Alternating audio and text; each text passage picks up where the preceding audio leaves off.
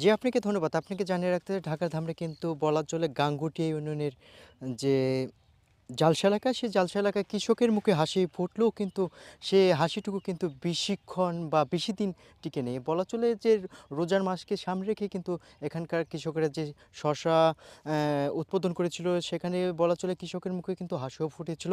এখানে আমরা জানি পরিবেশ অধিদপ্তর কিন্তু অভিযান কিন্তু তারা দিচ্ছে এবং সেই অভিযানের ভিত্তিতে কিন্তু এম যে স্টার একটি ইটভাটা রয়েছে সেখানে কিন্তু পরিবেশ অধিদপ্তর ভেঙে দিলে সেখানে তার পরপরই কিন্তু তারা রাতের আধারে এখানে জ্বালিয়ে কিন্তু এই যে এখানকার যে কৃষকের যে বলা চলে ১৫০% কিন্তু যে শশা ক্ষেত সেই শশা ক্ষেতটা বলা চলে একদম শেষ প্রান্তে।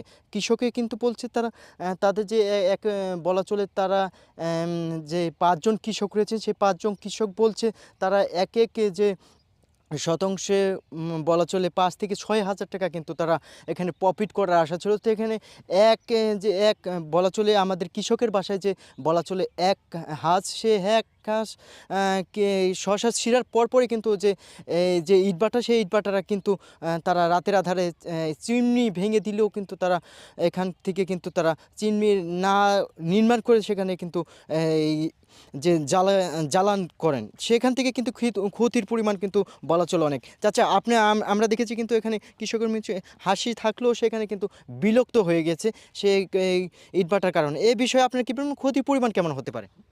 ক্ষতির পরিমাণ মনে করেন না যে এই যে খেতে ছবি শশা খেতে দাঁড়িয়ে আছেন এটা ২৫%।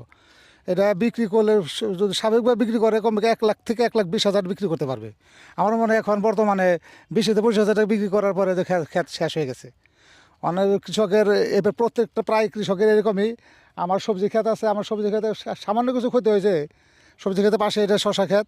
তো শশা যে ক্ষতিপূরণ হয়েছে এটা আপনাদের মাধ্যমে প্রশাসনের কাছে আমি জোর দাবি জানাই যে কৃষক যাতে ক্ষতিপূরণ ন্যায্য ক্ষতিপূরণ পায়, এটাই আপনাদের মাধ্যমে প্রশাসনের কাছে জোর দাবি জানাইতেছি। জি, আপনাকে ধন্যবাদ।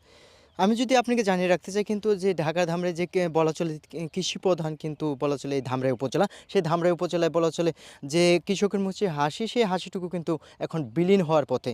এই ছিল আমার কাছ থেকে ধামরাই থেকে সর্বশেষ তথ্য।